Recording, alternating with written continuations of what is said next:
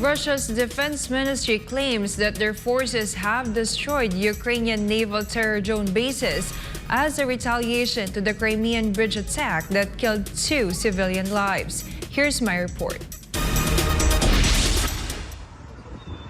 In retaliation to Monday's attack on the Crimean bridge, the Russian military conducted strikes on Ukrainian facilities overnight using high-precision sea-based weapons. Russia said the attack was aimed at facilities that were used to prepare what they called as terrorist acts against Russia, involving unmanned drones and a shipyard in the southern Ukrainian city of Odessa that produced them.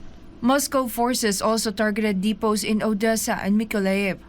Russia said it contained around 70,000 tons of fuel that is believed to be meant for the Ukrainian military. Odessa administration head Sergei Bratchuk on Tuesday said that 6-caliber rocket missiles attacked the city, but claimed that all of them had been downed. Bratchuk, however, noted that port infrastructure facilities as well as several other buildings were damaged due to the strike.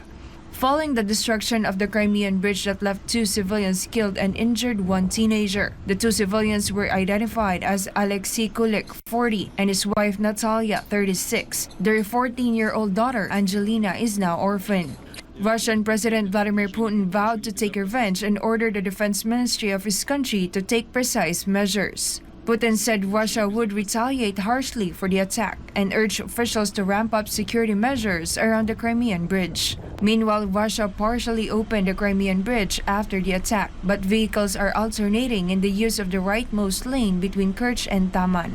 While no pillars were damaged in the blast, one of the inner segments of the bridge has partially collapsed. Russian authorities said the repairs will take weeks. The Russian military also said that it thwarted yet another attempted mass drone strike in the east of the Crimean Peninsula on Tuesday morning, but no casualties or damage on the ground occurred.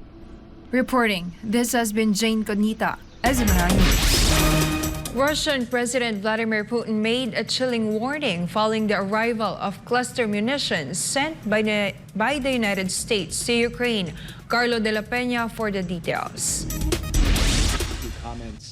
American officials recently confirmed that cluster munitions provided by their country have already arrived in Ukraine, amid opposition from international organizations, allies, and NATO member states.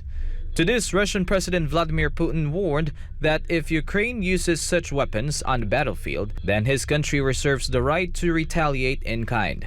Putin said the U.S. administration itself gave an assessment of these munitions through the mouths of its employees some time ago, calling the use of these munitions a crime. The Russian president believes cluster munitions should be regarded.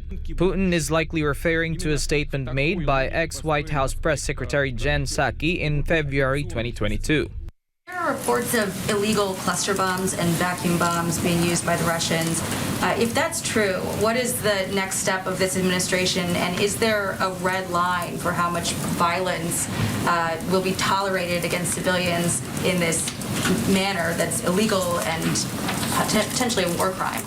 It would be. I don't have any confirmation of that. We have seen the reports. If that were true, it would potentially be a war crime. Meanwhile, Putin said his country has huge stockpiles of various types of such weapons, and so far he has not used them despite the shortage of ammunition at certain points. Putin's claim of not yet using cluster munitions is in contrast to some international organizations claiming that both Russia and Ukraine are using the controversial weapons since the conflict broke out in February 2022. Meanwhile, Russian Defense Minister Sergei Shoigu on July 11th warned that Russian cluster munitions are much more effective than American ones, as their range is broader and more diverse. It can be remembered that U.S. National Security Advisor Jake Sullivan rejected criticisms over the controversial weapons, saying that Washington retains its moral authority by providing cluster munitions for Ukraine. Meanwhile, earlier this month, U.S. President Joe Biden in a CNN interview suggested that the U.S. and Ukraine had shortages of ammo. That's why America decided to provide cluster munitions. The controversial weapons are banned in more than 100 countries due to the risk they pose to civilians because some of the bomblets it releases fail to detonate. According to Amnesty International, over 86,500 civilians have been killed by cluster munitions since World War II.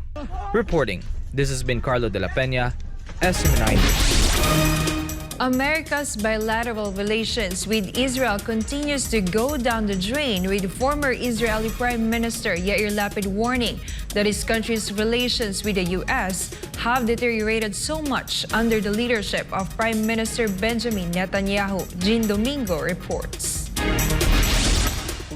The United States is no longer Israel's closest ally. This was said by Israeli opposition leader and former Prime Minister Yair Lapid on Monday at a faction meeting of his Yesh Atid party. Lapid argued that the government of Netanyahu is destroying the alliance with the United States by trying to pass controversial judicial reforms. In an interview with the Israeli media, Lapid said, and quote, "The Americans say they have no shared values with this government. It affects every aspect of U.S.-Israel relations, their attention and their willingness to leave their comfort zone for Israeli interest. They will not do it for the most extreme government in the history of the country."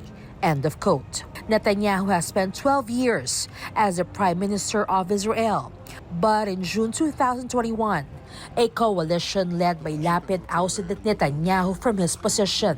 He later returned as the Prime Minister of Israel after winning the December 2022 election. Meanwhile, in late March, U.S. President Joe Biden raised concerns about the democracy of Israel over months of protests due to the proposed judicial reforms. Biden said, and quote, "Like many strong supporters of Israel, I'm very concerned. I'm concerned that they get this straight. They cannot continue down this road. Netanyahu won't be invited to the White House in the near term."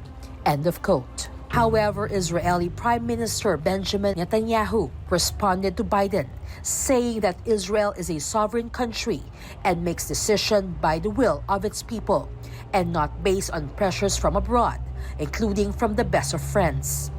Israeli National Security Minister Itamar Ben-Gvir also blasted Biden, saying that the U.S. president needs to understand and that he expects Biden to understand that Israel is no longer a star on the American flag and that Israel is a democratic country.